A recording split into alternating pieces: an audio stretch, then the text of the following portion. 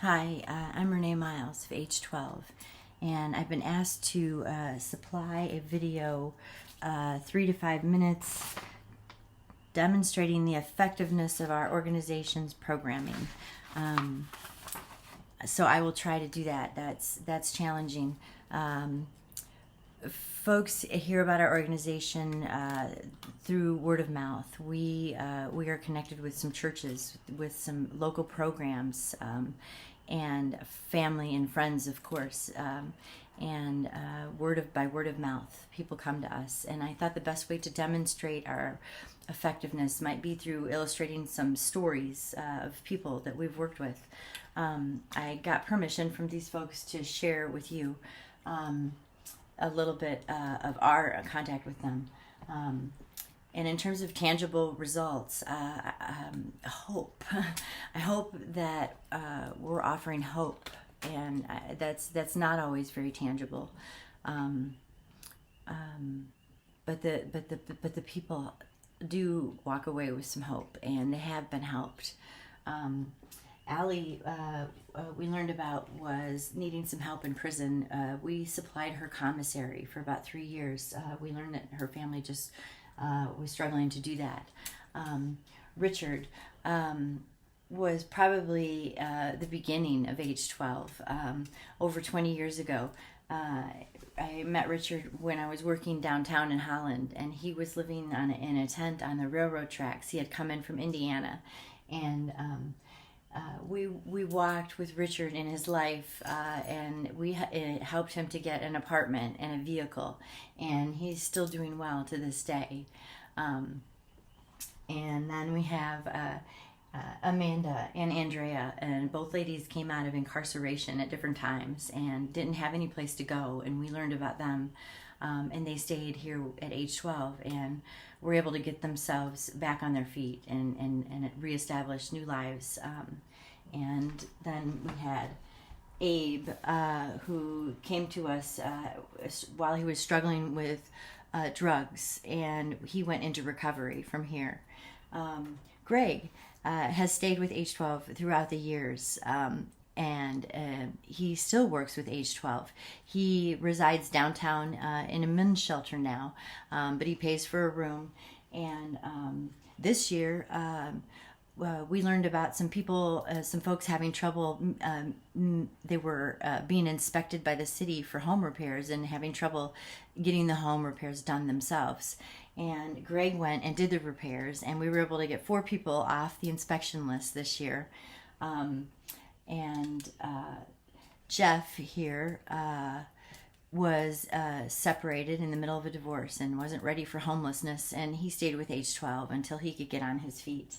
Bonnie found herself in between homes, had sold hers, and unexpectedly the new one wasn't ready, and some people knew about us.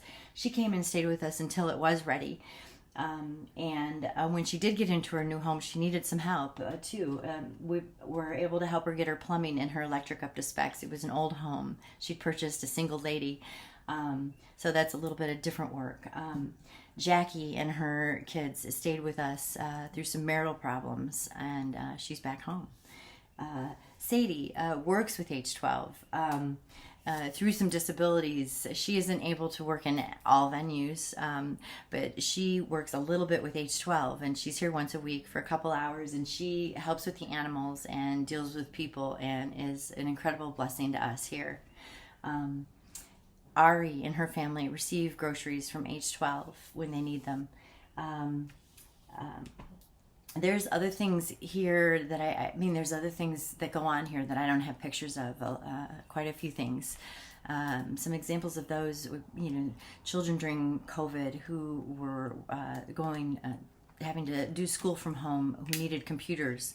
We were able to purchase computers for some of those kids, and a gentleman this year, his work truck would just died, and of no fault of his own, and H12 was able to get him into a new used truck so he could continue to work. Another gentleman on the highway had his tool crib smashed and his only means of work, and H12 was able to replace the tool crib and thus his income for his family. And I was there's an apartment, which is the reason I incorporated a couple of years ago. It was so expensive, it just made sense to give this a name. We recognized the need as we were having people stay with us for a separate area, and this is an apartment we built. It's self-sufficient, has a washer and dryer in the bathroom, a huge bathroom. Everything in here is new. So my hope was that when people came here, they would feel hope. And I think they do. The living room, kitchen, bathroom, bedroom, it has its own little 3-season porch and a place where people can park. We spent about $200,000 helping people this year, and the apartment was more expensive the year before that, and we hope to keep doing that. And I don't have any tangible statistics to offer for how these things turned out. I am in touch with many of these people. They are doing well, and I don't know if it has anything to do with us. There is one stat of recidivism. That's where people come out of incarceration and end up going back. And the last time the Department of Justice did a stat in Michigan in 2021, it was at 99% here. Recidivism. And I know 3 ladies that came out of incarceration 7 years ago now, 5 years ago, and 1 year ago, and they haven't gone back. So if we're at 99% here in Michigan, then they're all beating the odds. And I don't know if that's because of us, but I know these people were helped. And I hope they felt some hope. And thank you for listening to this.